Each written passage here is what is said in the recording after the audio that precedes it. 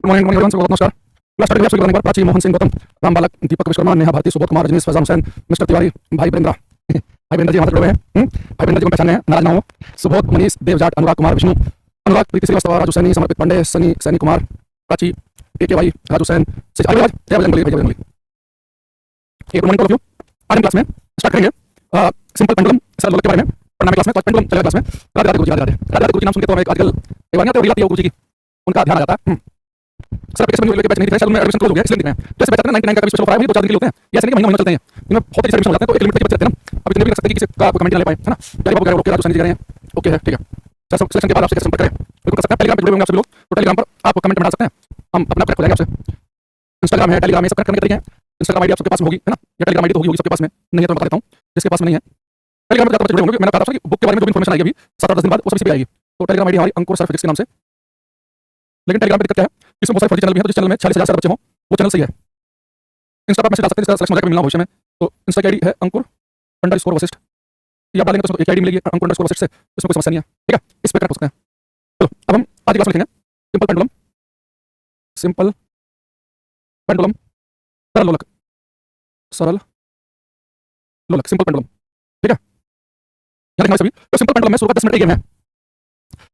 ये भाई अमन सिंह, तुम थोड़ा सा लगता है तुम्हारा थोड़ा सा हिला भाई साहब, करना तुम्हारा ठीक नहीं है, तुम आदत समझ लो। क्लास में तुम्हें केवल टेंशन सीखा, तुम्हें कुछ ना कुछ फालतू कमेंट करके अपना नाम सुनना है, इसलिए ना और आप लगता है मैं बहुत बड़ा काम कर रहा हूं। ये सिर्फ मुद्दा कहते हैं, इसे कहते हैं मंद बुद्धि होना। अभी तुम शिक्षा में मंद बुद्धि वाली ना, अभी मैच्योरिटी आई नहीं है। जितनी मैच्योरिटी आ जाएगी, क्लास चल रही है, उसमें पढ़ना को सीखने को मिला कि नहीं मिला, टाइम पास करने से आपको सुख की अनुभूति मिलती है, तो भाई आपको मुबारक हो, ठीक है। अच्छा आते हैं यहाँ पे।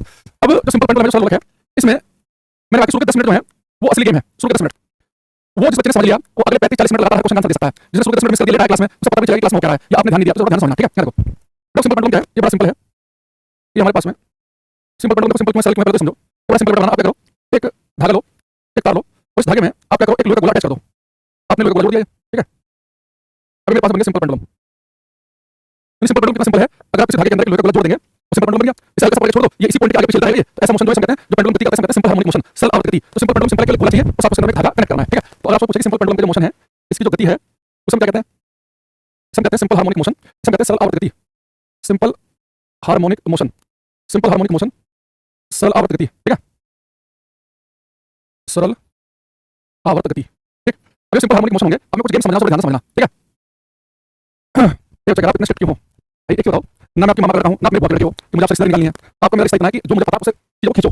तो इन्फॉर्मेशन मेरे पास है, उसे आप अपने पास लेकर आओ, उसे कुछ सीखो और अपनी नौकरी लो और जीवन आगे बढ़ो। आप हमें चुटकुले सुनने, शेर शायरी सुनने, मोटिवेशन की कहानी सुनने आए हो तो फिर तो क्या आपको अच्छा लगेगा, 2-4 मिनट निकलेंगे आपके, बड़ा मजा आएगा, 4 लोगों को बड़ा बेहतरीन मसला है, समझ आया सुबह सुबह बड़े बड़े चुटकुले सुनाता है, ये करता वो करता है, लेकिन उसका फायदा नहीं। आपके जीवन में अभी तो 4 मिनट निकलेंगे और आगे जैसे पेपर खत्म हो जाएगा, अगली वैकेंसी का वेट करते रहना, आएगी 2 साल बाद। तो अब आप समझदार कितने हो आपके ऊपर, है ना। इससे ज्यादा तो मैं आपको भाई कुछ बोल नहीं सकता। अब यहाँ पे चलेगा ये सिंपल हार्मोनिक मोशन में हम कुछ बातें डिस्कस करेंगे क्लास में।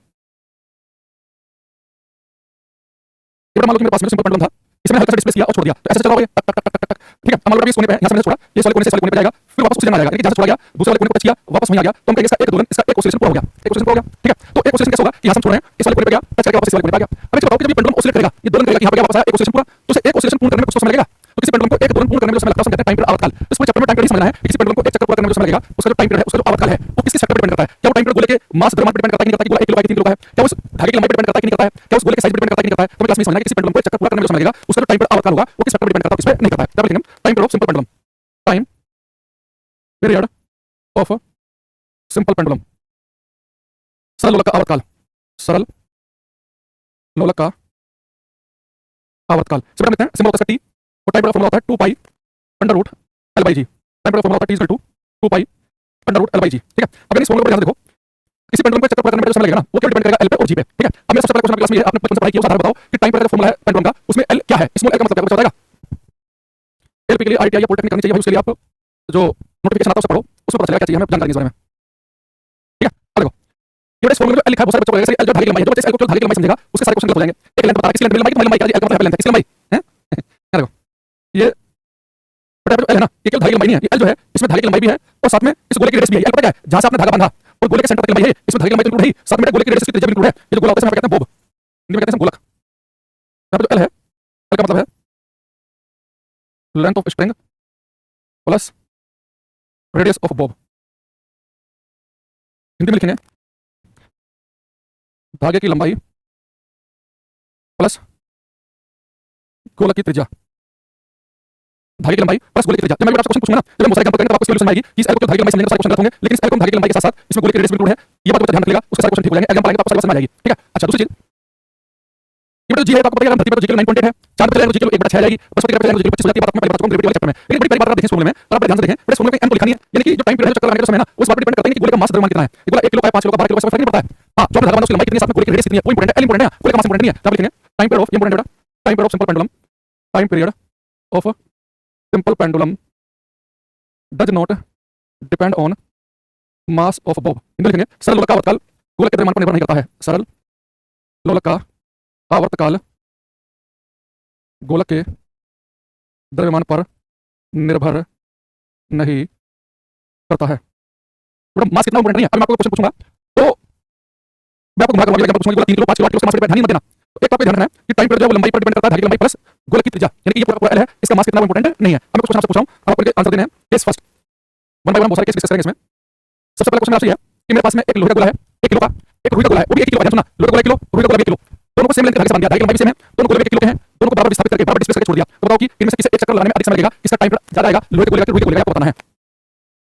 पेंडुलम के मोमेंट को समय के बाद रुक जाती है, क्योंकि यहाँ पर एयर रेजिस्टेंस ना हो ना, वायु का प्रतिरोध ना हो, और आपने पेंडुलम को ऐसे छोड़ दिया, वो जिंदगी को कैसे चलेगा वो। अब यहाँ पर क्या ना एयर रेजिस्टेंस प्लेस होता है, लेकिन हम फिजिक्स को पढ़ रहे हैं तो मान के चलेंगे भाई यहाँ पे एयर रेजिस्टेंस नहीं है। ठीक है? तो आपको बताना है कि मैंने आपसे पूछा कि लोहे का गोला 1 किलो, रुई का गोला 1 किलो, दोनों को सेम लेंथ के धागे से बांधा गया है, और बराबर डिस्प्लेस करके छोड़ दिया, बराबर डिस्प्लेस करके छोड़ दिया गया है।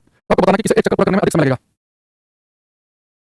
शिवम कुमार बिहारी बाबू, जितने बच्चे कह रहे हैं एक उनका गलत है, अरविंद गुप्ता कह रहे हैं रुई का गोला, अर्जुन यादव कह रहे हैं रुई का गोला, चाचा कह रहे हैं उनका सही। देखो मैंने आपको बात बताया और आप बैठ गए। क्या देखना, धागे की लंबाई सेम है तो लेना, ये आपके पास में 1 किलो का रुई का गोला है, 1 किलो का गोला, ये मान लो किलो का गोला 1 किलो का आयरन का 1 केजी का। अब मुझे बताओ, अगर आपने लोहे का गोला लिया वो 1 किलो का ही है, तो 1 किलो का रुई का गोला लोगे तो रुई का गोला 1 किलो बड़े साइज का बनेगा ना।